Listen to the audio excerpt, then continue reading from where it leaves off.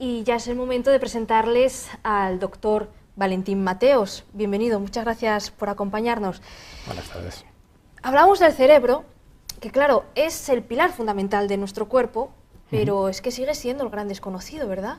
Bueno, llevamos ahí un poquito de atraso con respecto a otras áreas del organismo que han podido ser estudiadas con anterioridad, pero también es el área de más expansión posiblemente en investigación biomédica y en la que tenemos puestas pues, muchas esperanzas, no solo los profesionales, sino la población en general, ¿no? Pacientes, familiares, posibles pacientes futuros, que todos lo somos. Entonces, bueno, pues hay que estar esperanzados, vamos. Bueno, una de las luchas contra ese desconocimiento es la Semana del Cerebro, ¿verdad? En el que todos los profesionales intentan pues, dar a conocer la importancia de las patologías neurológicas, ¿no? Pues sí, es una iniciativa que llevamos organizando en la Sociedad Española de Neurología. Este es el cuarto año, comienza el lunes próximo, el día 30, y durante una semana, pues mediante un autobús itinerante, que llamamos el Bus del Cerebro, pues nos desplazaremos por diferentes capitales de provincia española, precisamente para divulgar las patologías neurológicas, divulgar lo que es la neurología, informar a las personas, que no pacientes, que nos visiten en el autobús, e incluso pues, hacer un mini examen, hacer una especie de ITV breve a aquellas personas que quieran someterse a ella en el propio autobús, ¿no? Un mini examen fundamentalmente en dos áreas, que es la cuestión cognitiva, con test cognitivos, y la cuestión vascular, pues les hacemos un Doppler de las carótidas y un estudio transcraneal para demostrarles un poquito, enseñarles a esas personas cómo está su funcionalismo vascular cerebral.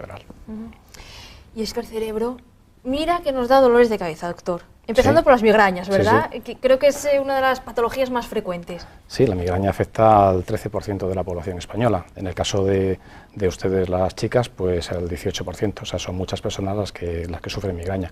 Afortunadamente, no todas ellas tienen migrañas de muy alto impacto, aunque tengan pocas crisis, cada crisis en sí misma pues puede ser bastante incapacitante, ¿no?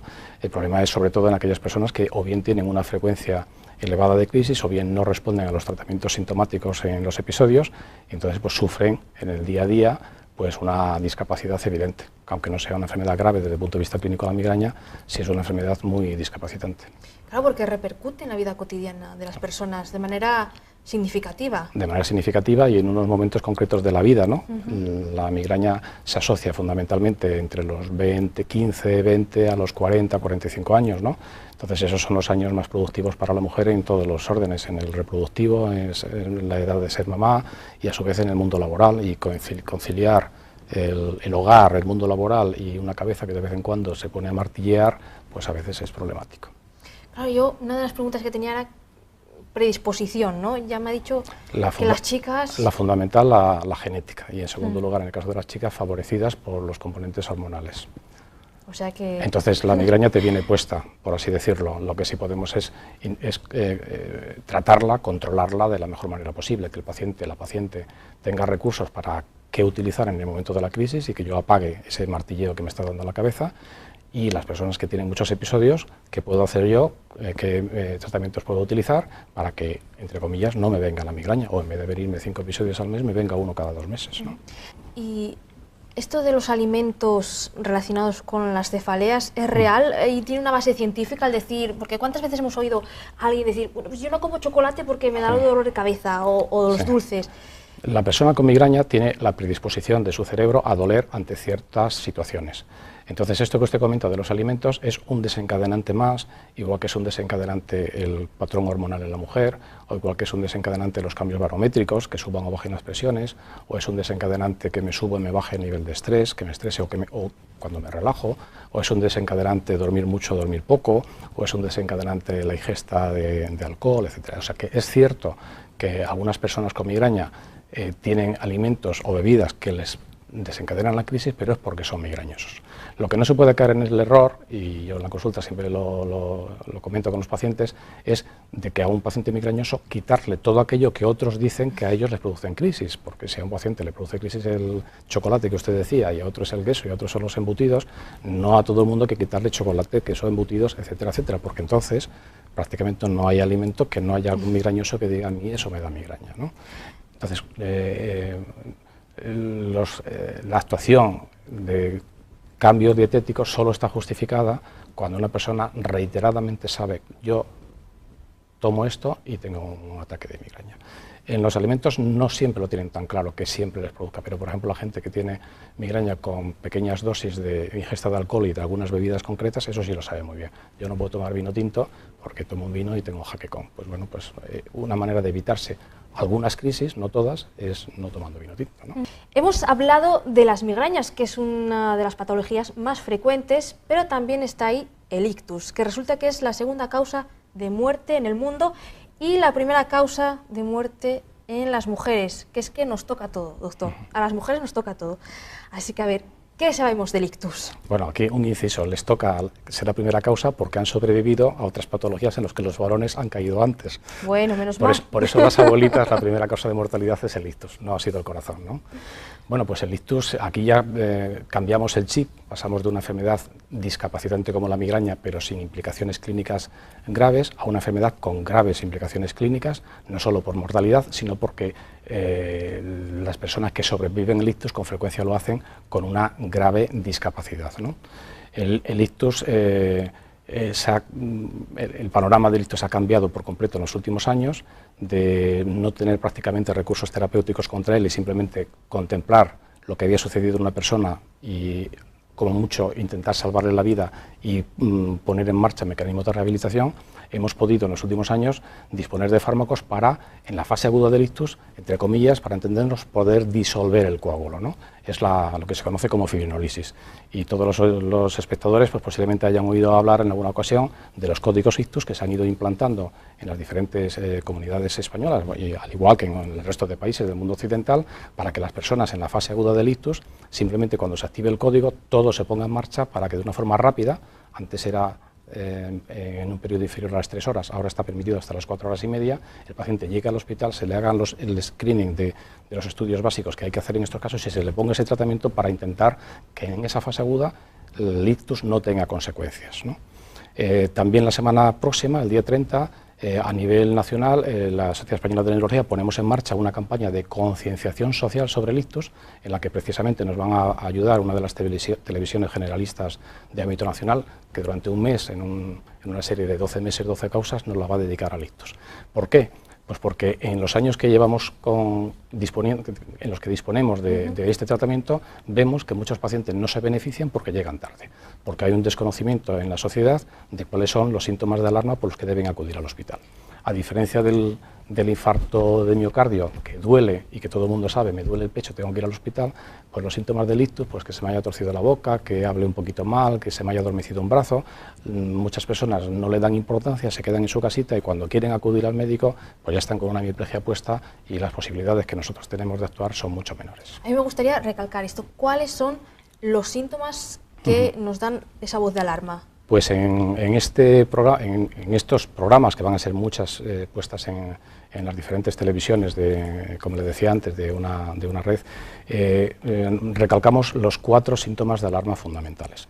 Primero, la brusca alteración en la capacidad para hablar o para comprender, que una persona normal de pronto se encasquille, que hable mal o que no comprenda, que veamos que no comprenda lo que se le diga. En segundo lugar, la desviación de la comisura bucal, pues se tuerce la boca, ¿no? En tercer lugar, pues la pérdida de fuerza brusca de un lado del cuerpo o la pérdida de sensibilidad también brusca de un lado del cuerpo. Y en cuarto lugar, pues la brusca aparición de una cefalea muy intensa, ¿no? Esos son un poquito los síntomas de alarma más comunes. No están incluidos ahí todas las causas de ictus, pero hay que centralizar en unos síntomas concretos para avisar a la población. Si esto le pasa, hay que activar el 112, sea usted, si lo presencia en un familiar, sea quien sea, si es en el medio en la calle, que se active el 112 para que se ponga en marcha el código ictus y esa persona tenga garantías de poder recuperarse desde la fase inicial. Claro, porque esos primeros momentos, esas primeras horas son imprescindibles. Sí, tenemos 4 horas y media de margen para actuar y últimamente pues están saliendo en los medios de comunicación, ustedes seguro que lo han visto, pues personas normalmente salen cuando son un famoso o una famosa, ¿no? Que cómo han tenido un ictus muy catastrófico y el llegar pronto a un medio hospitalario, el poder aplicarse un tratamiento sea fibrinolítico con fármacos o sea endovascular por los radiólogos intervencionistas, pues les salva no solo la vida, sino la funcionalidad, o sea que quedes prácticamente como estabas antes, y no quedar con una secuela que el estar hemipléjico, con parálisis de medio cuerpo, el estar afásico, sin poder hablar, pues son secuelas muy, muy invalidantes, y muchas personas de las que nos escuchan, pues posiblemente pues tienen o han tenido en su casa un familiar que quedó con esas consecuencias y conocen lo que significa vivir así. ¿Se conocen las causas que provocan el ictus? Sí, los factores de riesgo en el caso del ictus están muy bien identificados, y ahí podemos dividirlas o explicarlo para la población de forma muy gráfica y muy sencillita. Hay unos factores de riesgo en los que no podemos hacer nada, que nos vienen dados. Es qué edad tengo, soy hombre o soy mujer y cuál es mi carga genética. Yo contra eso ya no puedo actuar. Hay otros factores de riesgo que son completamente evitables. Si yo soy fumador y dejo de fumar, un factor de riesgo que me quito. Si soy obeso y adelgazo, si tengo una vida sedentaria y hago ejercicio, pues son factores de riesgo que me quito. Y hay otros factores de riesgo, los más comunes, que no los puedo quitar del todo, pero sí los puedo controlar, que es fundamentalmente la hipertensión, la diabetes, el azúcar alto, el colesterol o tener problemas cardiológicos. Entonces, esos factores de riesgo, el que es hipertenso ya va a ser hipertenso para toda la vida, pero si trata bien su hipertensión, pues la posibilidad de que la hipertensión le provoque un ictus es mucho menor. Lo mismo pasa con el diabético o pasa con la persona que tiene el colesterol elevado. Hemos hablado del ictus, de lo importante que es ese diagnóstico, ese tratamiento en las primeras horas que ocurre. De hecho, hay en marcha esa Estrategia Nacional del Ictus. Otra de las enfermedades que se generan en el cerebro es el Alzheimer. Y aquí sí que los profesionales pues insisten en la necesidad de crear un plan nacional contra la enfermedad del Alzheimer, pues algo similar, supongo, al que hay con el ictus, sí. Al que hay con el ictus. ¿Por qué no ocurre ese plan?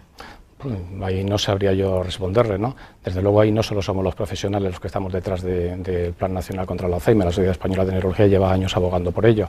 Ahí fundamentalmente quien está echando la carne en el asador son las familias de los pacientes afectados. El Alzheimer no es solo una enfermedad que diagnostiques y puedas poner una pastilla o dejes de ponerla, sino que el Alzheimer está en la trastienda, el Alzheimer está en el domicilio, y la cantidad de horas que implica de un cuidador que normalmente es un miembro de la familia, generalmente también una mujer, la hija del paciente habitualmente. Sí, lo que nos ha contado Marta antes. Pues ahí son muchísimas horas, muchísima necesidad de recursos, entonces la necesidad de un plan nacional contra el Alzheimer, teniendo en cuenta que es la epidemia que nos viene.